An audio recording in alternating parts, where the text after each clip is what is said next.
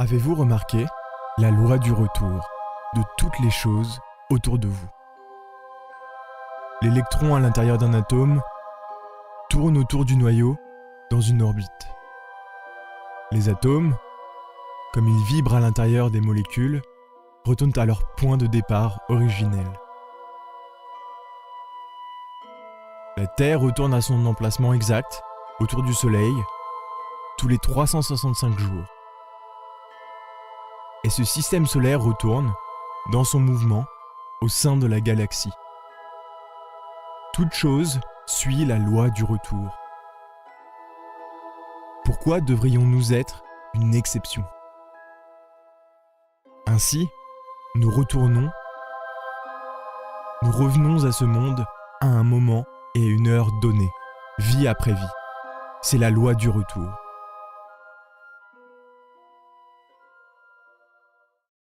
Vous dites réellement que nous devons forcément retourner, vie après vie, pour vivre dans ce monde. Oui, les faits sont les faits. À l'heure de la mort, l'ange de la mort se présente toujours face à notre lit. 3 choses vont au cimetière. Premièrement, le corps physique. S'il est enterré, il se décompose lentement.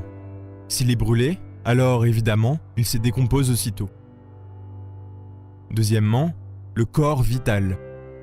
Il s'échappe du corps physique avec la dernière exhalation. Ce véhicule flotte au-dessus du sépulcre et se décompose peu à peu à mesure que le corps physique se désintègre. Troisièmement, l'ex-personnalité. Nous avons déjà expliqué que l'ex-personnalité se dissout peu à peu avec le temps. Ce qui continue et ne va pas dans la tombe, c'est l'ego, le moi-même, le soi-même. L'ego n'est qu'un tas de démons, d'agrégats psychiques, de défauts. La seule chose décente qui existe au fond de toutes ces entités ténébreuses qui constituent l'ego, c'est l'essence, la fraction d'âme que nous possédons. Pourquoi l'ego ne meurt-il pas de lui-même ? Parce qu'il a emprisonné la conscience à l'intérieur de lui. La conscience, comme nous l'avons expliqué auparavant, est éternelle, immortelle. Et comme la conscience est emprisonnée à l'intérieur de l'ego ne va pas au sépulcre. Il ne meurt pas de lui-même. Aussi, après l'opération mathématique de la mort terminée, les valeurs ou les égos sont les seules choses qui restent. De toute évidence, les sommes des valeurs s'attirent et se repoussent mutuellement, en accord avec la loi de l'aimantation universelle. Elles flottent dans l'atmosphère du monde. Alors, l'éternité ouvre ses mâchoires pour avaler l'ego quand une personne meurt, et plus tard, elle l'expulse, le renvoie au temps, quand cette même âme retourne à une nouvelle naissance. À l'instant précis de la mort, au moment même où le défunt exhale son dernier souffle, il projette le dessin électro-psychique de sa personnalité. Ce dessin continue dans les régions suprasensibles de la nature, et plus tard, il vient saturer l'œuf fécondé. C'est pourquoi, quand nous retournons dans un nouveau corps physique, nous possédons des caractéristiques personnelles qui sont très semblables à celles que nous avions dans notre vie antérieure. Maintenant, quand nous revenons dans un nouveau véhicule physique, la loi du karma entre en action. Car il n'y a pas d'effet sans cause, ni de cause sans effet. Les anges de la vie se chargent de connecter le cordon d'argent de l'âme qui retourne au spermatozoïde fécondant. L'essence est ainsi connectée à la cellule germinale au moyen du cordon d'argent. Et comme cette cellule se divise en 2, et les 2 en 4, et les 4 en 8, et ainsi de suite, dans le processus de gestation du fœtus, dans l'utérus de la mère, il est clair que l'énergie sexuelle devient, en fait, l'agent fondamental de cette multiplication cellulaire. Le désincarné, qui se prépare à prendre un nouveau corps physique, n'entre pas dans le fœtus ou dans l'utérus. il se réincorpore seulement au moment où l'enfant naît, à l'instant précis où il effectue sa première inhalation. Il est très intéressant de voir que la désincarnation vient avec la dernière exhalation du mourant et que nous réintégrons un nouvel organisme avec la première inhalation. C'est ainsi que la loi du retour nous ramène à ce monde, au point de départ de la vie dans ce monde. Donc, nous n'avons pas le choix en la matière. Si nous devons naître, où et comment nous devons naître? Il est complètement absurde d'affirmer que l'on choisit volontairement le lieu où l'on doit renaître. La réalité est bien différente. Ce sont, précisément, les seigneurs de la loi, les agents du karma, qui choisissent pour nous l'endroit exact, notre foyer, la famille, le pays, etc. Si l'ego pouvait choisir le lieu, l'endroit où la famille, etc., pour sa nouvelle réincorporation, alors les ambitieux, les orgueilleux, les avares, les personnes avides chercheraient les palais, des maisons de millionnaires, de riches demeures, et le monde ne serait que richesse et somptuosité. Il n'y aurait pas de pauvres. La douleur et l'amertume n'existeraient pas. Personne ne paierait de karma. Nous pourrions commettre les pires délits sans que la justice céleste nous punisse. La crue réalité des faits, c'est que l'ego n'a pas le droit de choisir le lieu, ni la famille où il doit naître. Chacun de nous doit payer ce qu'il doit. La loi est la loi, et la loi s'accomplit. Il est très regrettable que tant d'écrivains célèbres de la spiritualité contemporaine affirment que chacun a le droit de choisir le lieu où il doit renaître. Mais ils se trompent. Si c'était vrai, qui voudrait choisir une modeste maison et souffrir? Dissolvez vos égos, libérez votre conscience et vous pourrez vérifier par vous-même, d'une manière consciente, la loi de l'éternel retour de toutes les choses. Alors, qu'arrive-t-il aux personnes entre la mort et le retour à une vie nouvelle? Très sincèrement, de tout cœur, je peux vous dire la chose suivante. Les défunts vivent normalement dans les limbes, dans l'antichambre de l'enfer, dans la région des morts, dans l'astral inférieur, une région pleinement représentée par toutes les grottes et les cavernes souterraines du monde, qui, unies ou entrelacées intimement, forment un tout dans leur ensemble. L'état dans lequel se trouvent les défunts est regrettable. Leur conscience est totalement endormie. Ils déambulent de toutes parts et croient fermement qu'ils sont vivants. Ils n'ont pas conscience de leur mort. Après la désincarnation, les commerçants continuent dans leurs boutiques, les ivrognes dans les tavernes, les prostituées dans les maisons closes, etc., etc. Il serait impossible que de telles personnes, ces somnambules inconscients, puissent se permettre de choisir le lieu où ils doivent renaître. Le plus naturel est qu'ils naissent sans savoir à quelle heure ni comment et qu'ils meurent complètement inconscients. Les ombres des défunts sont multiples. Chaque désincarné est un tas d'ombres inconscientes qui ne se rendent pas compte du présent, qui sont embouteillées dans tous leurs dogmes, dans les intérêts égoïstes, dans les passions animales, dans les vices, etc., etc., etc. Mais s'il est vrai que l'ego retourne à ce monde, et si l'ego n'est rien d'autre que nos erreurs, nos démons intérieurs, alors les enfants qui naissent devraient être pleins de démons aussi. L'être humain possède 3% d'essence libre et 97% d'essence qui est embouteillée à l'intérieur des moi. Chez les nouveau-nés, seule la petite quantité d'essence libre s'est réincorporée et s'exprime durant les 3 ou 4 premières années de l'enfance. Et alors, l'enfant est beau, sublime, innocent, heureux, sensible, un pur clairvoyant. L'essence donne à l'enfant l'autoconscience et la beauté intérieure. Les divers « moi » qui tournent autour du nouveau-né Ils vont et viennent de partout, librement. Ils aimeraient pénétrer dans la machine organique, mais ce n'est pas possible tant qu'une nouvelle personnalité n'a pas été créée. Il est indispensable de comprendre que la nouvelle personnalité se crée, précisément, pendant les 7 premières années de l'enfance et qu'elle se renforce avec le temps et les expériences. Malheureusement, l'ego commence à s'exprimer, peu à peu, quand nous approchons de l'âge de 7 ans, et il se manifeste pleinement lorsque la nouvelle personnalité a été totalement créée. C'est ainsi que, progressivement, le plus beau des enfants commence à agir de manière étrange. Il devient imprévisible et commence à montrer tous les signes des égos qui sont inévitablement retournés à l'enfant au fur et à mesure que l'enfant grandit.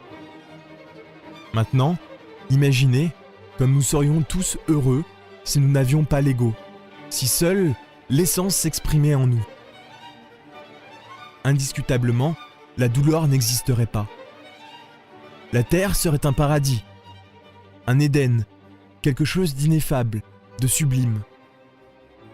Le retour de l'ego à ce monde est vraiment répugnant, horrible, abominable. L'ego, en lui-même, irradie des ondes vibratoires sinistres, ténébreuses, qui n'ont rien d'agréable. En l'absence d'ego, vous pouvez sentir la plus belle fragrance de l'essence chez les nouveau-nés. Ils ont tous une fragrance. J'affirme que toute personne, tant qu'elle n'a pas dissous l'ego, est plus ou moins noire, même si elle se croit sainte et vertueuse. La réalité, c'est que tous les égos sont cachés dans le subconscient, et c'est pourquoi personne ne peut les voir. Mais les égos se manifestent quand ils ont une opportunité, ou un déclencheur qui les provoque. Compris. Ainsi, tout retourne. Alors cela signifie que toute chose qui s'est produite dans le passé se produira de nouveau de cette façon, et continuera de se produire. Pour toujours ? Oui, vous avez raison. Le temps lui-même se répète. Une sorte de répétition, comme celle que nous avons déjà décrite. Mais si l'on en croit les pythagoriciens, il existe une autre sorte de répétition. Cela signifie que je vous parlerai et que je m'assierai exactement de cette façon, et tout sera comme maintenant, et le temps, comme on le suppose, sera le même. Parce que si les mouvements des corps célestes et bien d'autres choses sont les mêmes, ce qui est arrivé avant et ce qui arrivera après sont aussi les mêmes. Cela peut aussi s'appliquer à la répétition, qui est toujours la même. Tout est semblable. Nous appelons cela la loi de récurrence. Tout se passe comme ça s'est passé avant. Qu'est-ce que ça signifie pour nous ? Que notre vie est comme un film. Une fois la projection dans cette existence terminée, nous enroulons le film sur sa bobine et nous l'emportons avec nous pour l'éternité. La réintégration existe, le retour existe. Quand nous revenons à ce monde, nous projetons le même film, la même vie, sur le tapis de l'existence. Nous avons donc des existences successives, l'une après l'autre, mais le film est le même. Par conséquent, un homme est ce qu'est sa vie. Si un homme ne travaille pas sur sa propre vie, il perd misérablement son temps. C'est seulement en éliminant les éléments indésirables que nous portons en nous que nous pouvons faire de notre vie une œuvre, avec la possibilité de la répéter à nouveau, sur la scène d'une nouvelle existence. Dans chaque personnalité humaine, il existe toujours des valeurs, moi, qui servent de fondement à la loi de la récurrence. Tout se passe de nouveau comme ça s'est déjà passé, avec en plus les résultats ou les conséquences de nos actes antérieurs. Comme il y a de nombreux moi de vies antérieures à l'intérieur de chacun de nous, nous pouvons affirmer avec emphase que chacun d'eux est une personne distincte. Dans la personnalité d'un voleur, il existe une véritable caverne de voleurs. Ce qui est grave, c'est que chacune de ces personnes, ou moi, qui vit en nous, vient d'existences passées. Elle a ses propres problèmes et des engagements. Le moi, qui a eu une aventure amoureuse à l'âge de 30 ans dans une existence passée, dans la nouvelle existence, il atteindra le même âge pour se manifester, et le moment venu, il cherchera la personne de ses rêves. Les moi des deux personnes se cherchent mutuellement au moyen d'ondes télépathiques et se retrouvent encore pour répéter mécaniquement la même chose. Voilà réellement la mécanique de la loi de récurrence. Voilà la tragédie de la vie. Au cours des milliers d'années, les différents personnages se rencontrent à nouveau pour répéter les mêmes drames, comédies et tragédies. La personne humaine n'est qu'une machine au service de ces moi, qui ont tant d'engagement. La pire chose dans tout cela, c'est que tous les engagements de ces personnes que nous portons en nous s'accomplissent sans notre entendement, tout à fait inconsciemment. Notre personnalité humaine est, en ce sens, semblable à un char tiré par de multiples chevaux. Il y a des vies qui se répètent d'une manière tout à fait exacte, des existences récurrentes qui ne se modifient jamais. Vous pouvez étudier l'exemple de la récurrence exacte dans les vies d'Abraham Lincoln et de John F. Kennedy. Ces deux présidents américains ont vécu et sont morts exactement de la même manière. Seul un écart de 100 ans les sépare. Pouvons-nous faire quelque chose pour nous libérer de cette loi de retour incessant, ou serons-nous toujours contraints de revenir encore et encore? Maintenant, vous pouvez comprendre pourquoi plusieurs avatars, messagers, prophètes ont toujours dit que l'homme n'est pas réellement libre. Nous avons besoin de nous libérer de la roue du samsara, qui nous fait revenir encore et encore à ce monde plein de souffrances et de larmes. La vraie liberté consiste à se libérer de cette roue du samsara, de la loi du retour. Il s'agit de la plus grande liberté, bien plus élevée que la liberté économique, bien plus élevée que la liberté politique, bien plus élevée que tout autre type de liberté. Ainsi, pour se libérer de la loi du retour, nous devons comprendre une chose. La seule raison de notre retour est l'ego.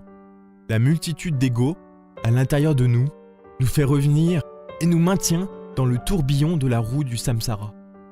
En aucune façon, les comédies, drames et tragédies de notre vie ne pourraient se répéter sur l'écran de l'existence si les acteurs, à l'intérieur de nous, les égos, n'existaient pas. Si nous désintégrons les moi de la colère, les scènes tragiques de violence s'achèvent inévitablement.